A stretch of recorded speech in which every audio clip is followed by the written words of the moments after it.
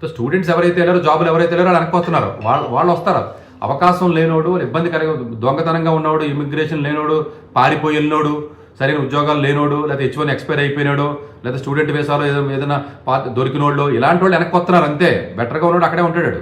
So మాకు అక్కడ చాలా విపరీతమైనటువంటి హేట్ రేట్ పెరుగుతుంది, లేదా ఇండియన్స్ మీద చాలా విపరీతమైన ఇబ్బంది కలుగుతుందంటే మరి మన వాళ్ళు చేసిన పనులే కదా. ప్రాస్టిట్యూషన్ దగ్గర నుంచి పండగలు వచ్చినా, పబ్బాలు వచ్చినా, లేదా సినిమాలు వచ్చినా, సినిమా హాల్లో దగ్గర నుంచి వచ్చినా, లేదా వినాయకుడు పూజ చేయాలన్నా ప్రతిదానికి కూడా అక్కడ ఉన్న కస్టమ్స్ని మనం పాటించకుండా మన ఇష్టం వచ్చినట్టు మనం చేసి టెక్సాస్ స్టేట్ అంతా కూడా హైదరాబాద్ చేసేస్తే వాళ్ళకి కోపం వచ్చింది చెప్తున్నారు. సో ఆ చెప్పిన దాని మీద నచ్చకపోతే నువ్వు వస్తావంటే వచ్చేది వేరే విషయం. బట్ వెనక్కి రావడానికి గల రీజన్స్ చాలా ప్యూర్ పర్సనల్ రీజన్స్ అండి అవన్నీ కూడా. అది కంట్రీ వాడు ఎవడో చెప్పాడనో, లేకపోతే ఇంకొకటి ఎవడో చెప్పాడనో, లేకపోతే పక్కింటోడు చెప్పాడనో, ఇంకొకటి చెప్పాడని ఎవడో రాడు. రమ్మని చెప్పిన రాడు ఎవడో, నువ్వే అల్లవు. ఇక్కడ తెలంగాణలో ఉన్నప్పుడు ఆంధ్ర వాళ్ళు పొమ్మంటే పోయారు కదా. ఇంకా మతాలు కులాలు ఇక్కడే ఉన్నాయి కదా. మతాలు ఉన్నాయి, కులాలు ఉన్నాయి, ఏరియాలు ఉన్నాయి, అన్ని మన డివిజన్స్ మనకి ఇక్కడే ఉన్నాయి. సో మనం అమెరికా వెళ్ళి అక్కడ డివిజన్ చేయాల్సిన అవసరం లేదు. సో అన్ని రకాల ఆస్పెక్ట్స్ ఇక్కడే ఉంటాయి. ఇక్కడ కూడా అంతే కదా. మా జాబులు మాకే కావాలి 90%కి అని చెప్తున్నారు. వెస్ట్ బెంగాల్ వాళ్ళు చెప్తున్నారు, లేకపోతే కర్ణాటక వాళ్ళు చెప్తున్నారు. వేరే వాళ్ళకి ఎందుకు ఇస్తామని చెప్పారు. ప్రైవేట్ వాటిలో కూడా మాకు ఏదో రిజర్వేషన్స్ ఉండని కొంతమంది ఫైట్ చేస్తున్నారు. ఇక్కడ ఎవడో సెల్ఫిష్గా ఎవరికి బెనిఫిట్ ఏముంది అని చూసుకుని దాని ప్రకారమే బిహేవ్ చేస్తారు తప్ప వేరే లాజిక్స్ ఉండవు. నేను ఓపెన్ లెటర్ రాస్తే వచ్చేయడాలు, లేకపోతేనేమో ప్రైమ్ మినిస్టర్ గారు చెప్తాను, చీఫ్ మినిస్టర్ గారు చెప్తాను ఎవడో రాడు ఇక్కడికి. సో ఇది గమనించాలి.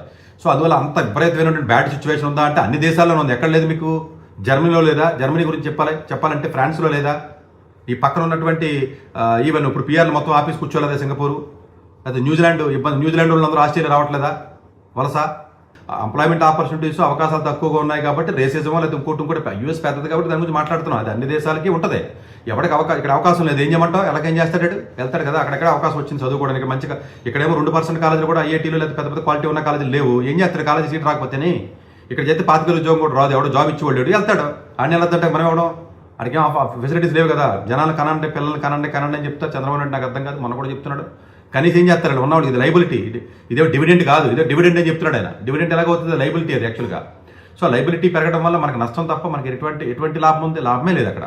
సో అందువల్ల ఉన్న వాళ్ళకే మనకి ఆపర్చునిటీస్ ఫెసిలిటీస్ క్రియేట్ చేయకుండా జనాలను కనండి, జనాలను పెంచండి అని చెప్తున్నాడు ఆయన. యాక్చువల్గా ఆయనకి సరిగా అంటే గ్రౌండ్ లెవెల్ రియాలిటీ ఆయనకి అర్థమవుతుందా అని చెప్తున్నారు, లేదా అర్థం కాక చెప్తున్నారు నాకు అర్థం కాదు. అనుకుంటుంది ఉన్న వాళ్ళకే లేవు. 10% ఆఫ్ ది పీపుల్కే సరైన అవకాశాలు లేవు. వాళ్ళే పోతున్నారు. ఇప్పుడు గల్ఫ్ కంట్రీస్లో అలా 1 కోటి మంది బతుకుతున్నారు. వెనక్కి వచ్చామంటారా ఏంటి? వెనక్కి వస్తే ఏం చేస్తావు? ఆ 1 కోటి మందికి ఎలా బతుకుతారు? ఇక్కడ అంతమంది ఉద్యోగాలు ఉన్నాయా? అన్ని గల్ఫ్ కంట్రీస్లో 1 కోటి మంది ఉన్నారు భారతదేశం వాళ్ళు. వెనక్కి వచ్చేస్తారు. అమెరికాలో 55 లక్షల మంది ఉన్నారు.